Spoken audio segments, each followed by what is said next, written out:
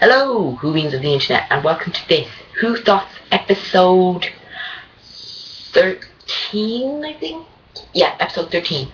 Right, first off, again, apologies, because there has been no Whothoughts of the past little while. I've just been extremely busy, I've gotten back to school and my stuff store sorted, so it's been really, really busy, but short of it. I'm here now, so let's delve into this week's topic, which is Doctor Who in the Wilderness Years. Okay, so we all know the story. On December 6, 1989, Doctor Who, the classic Doctor Who, essentially bit the dust. It was really up in the air for a while, if Doctor Who would come back for season 27. But, it was decided, the BBC decided not necessarily to cancel it, but give it a nice long rest. Yeah, 16-year rest.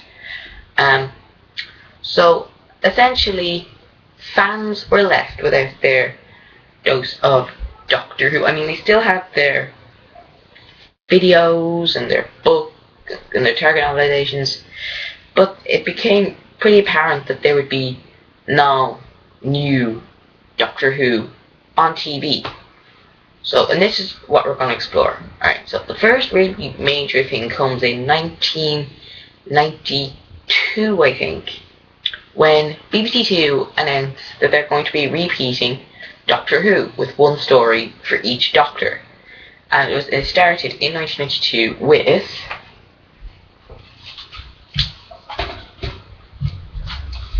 The Time Meddler. This is the first episode of Doctor Who stories that was repeated on BBC Two, and it was repeated through 92 and 93. So you had basically the first ones were Time Meddler, Mind Robber, the Sea Devils, I think, the Demons, Genesis of the Daleks, Case of Androzani, I think, Revelation of the Daleks, and Battlefield.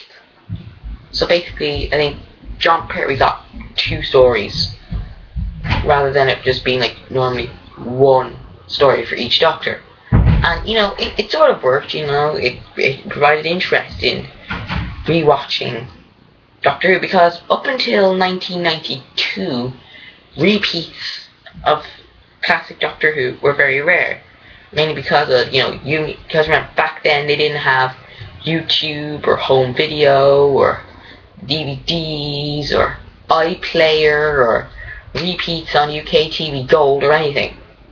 If they wanted to relive a Doctor Who adventure, they'd have to buy the Target novels. Now, unfortunately, I don't have a Target novel to hand because sadly I've had to sell them. It's a recession, people. You have to get money from something.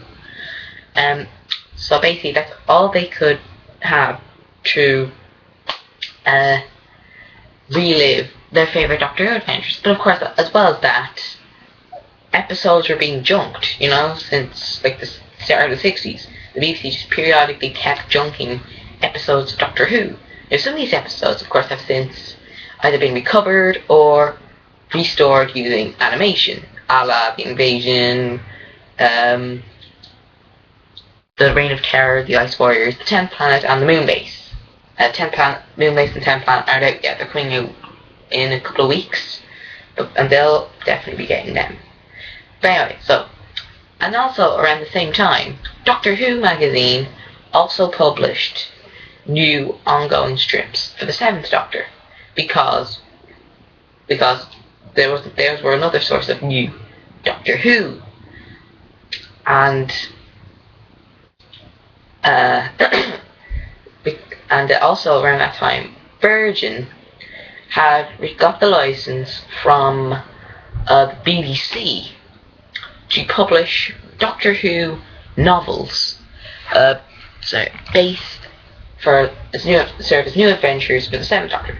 And also at the same time, they would do adventures for the previous 6 Doctors, because remember that time there were only 7 Doctors, in a different line, which what they would call the Missing Adventures, where it deals with the 1st, 2nd, 3rd, 4th, 5th, and 6th Doctor adventures. And So that proved, it proved successful, but of course, when the New Adventures in the comic strip, they decided to try and interlink it, and it got into a bit of a mess. One of the most notable examples is that there is a striking similarity between a Doctor Who strip called Final Genesis and a New Adventures book called Blood Heat. Both of them dealt with a parallel world overrun by Silurians, basically, but at the same time, a lot of people didn't care. It's more Doctor Who. So then we come to 1993. The BBC announced that they are going to be doing something to celebrate Doctor Who's 30th anniversary. We were going to get this special called The Dark Dimension. And of course, it was really hyped because, oh cool, we're going to get new Doctor Who for the first time in 4 years. And it went well, went through pre-production, all that sort of stuff. And then the BBC just decided, you know what, screw it, we're not doing it. And instead, besides, they never really said why they did have to cancel the Dark Dimension. Some would say, oh, maybe because it was budgetary controls or problems with the script. But I mean, it would have been really cool. I mean, I heard that they had done a Dalek redesign, which would actually have looked really cool. Certainly more cooler than those Teletubby Daleks. And what did the BBC give us for the 30th anniversary? A documentary, and that crossover with EastEnders called Dimensions in Time. Oh, it's so bad. Why did they have to do it? Oh.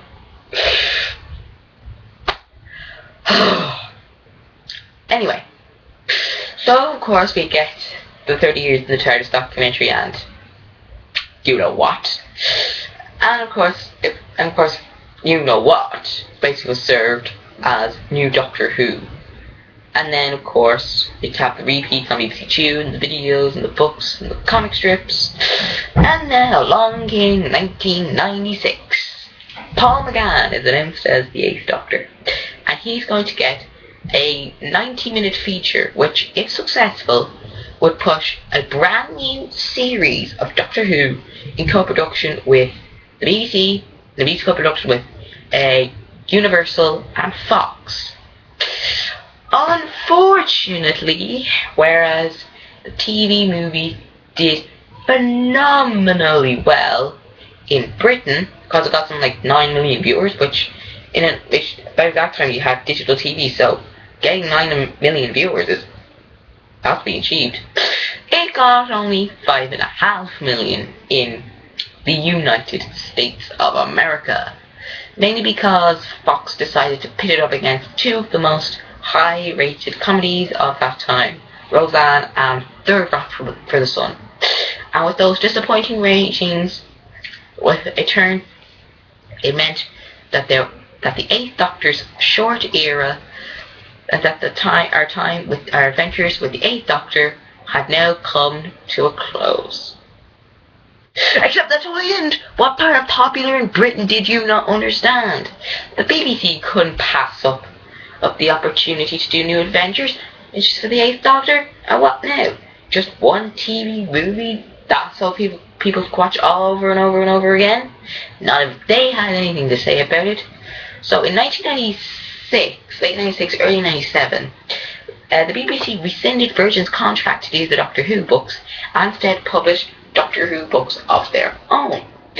And they were retitled, and the New Adventures were retitled The 8th Doctor Adventures, and the Missing Adventures were retitled The Past Doctor Adventures, which means new adventures for the 8th Doctor. Huzzah! And of course, it flew along as you do normally. And then at that time, around 1999, the BBC launched their DVD range, and one of the first DVDs is this one. The Five Doctors. So let's grab it now.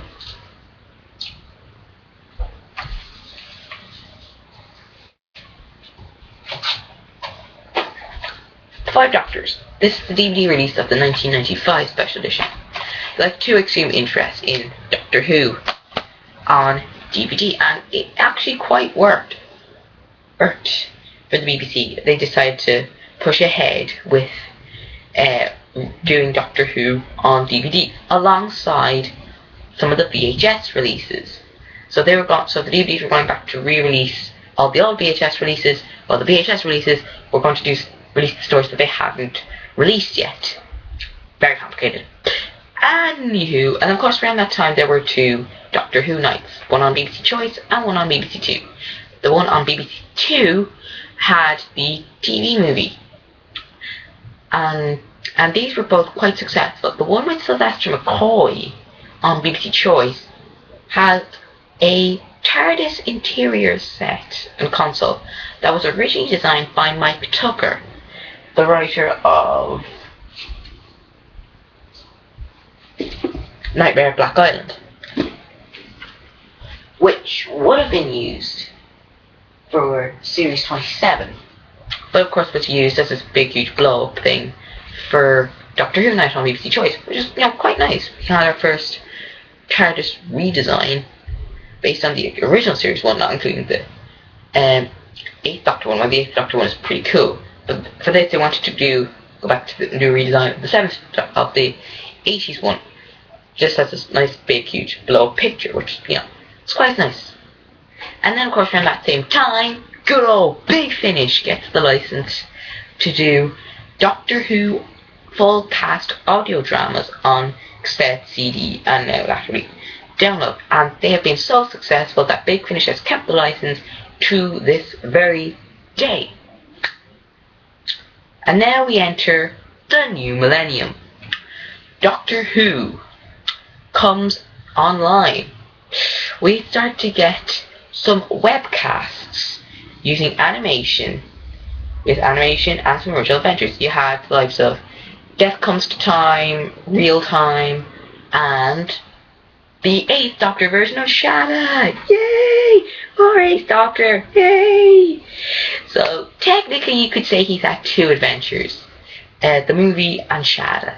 Although Shada was originally written for the 4th Doctor, but that's another story. Anyway, and then of course 2003, we're almost at the end of the Wilderness years, people. The BBC announced that they're going to be doing a 40th anniversary webcast called Scream of the Shalka, and that the new Doctor, the 9th Doctor, would be portrayed by Paul McGann's With Nail and I co-star Richard E. Grant. And so people accepted, like, oh yeah, cool, he's the new 9th Doctor, so that'll be pretty awesome. We finally have a new Doctor after all these years. And then the BBC announced that Russell T Davies was bringing Doctor Who back. So the BBC were just like, screw it, we'll just make him a non-canon Doctor. But I have to admit, probably would have hurt Richard E. Grant a little bit. But of course, Scream of the Shalka celebrates 40 years of Doctor Who, and is a success, I like to think. I mean, it had a novelisation, and we're finally getting the DVD, which is coming out at the time of recording in a week or 2. Which I will definitely be getting, because Scream of the Shalka, we'll finally have a DVD of Scream of the Shalka after all these years. So, yeah. And then, of course, 2004, we continued with the 8th Doctor books and the past Doctor books, which come to an end in 2005, when the BBC decided just to concentrate on the new Doctor Who novels. And then, of course, 2005, Doctor Who comes out of the Wilderness. It's a big success, and it's still going today. So, yeah, that's pretty much it for the tale of Doctor Who in the Wilderness years.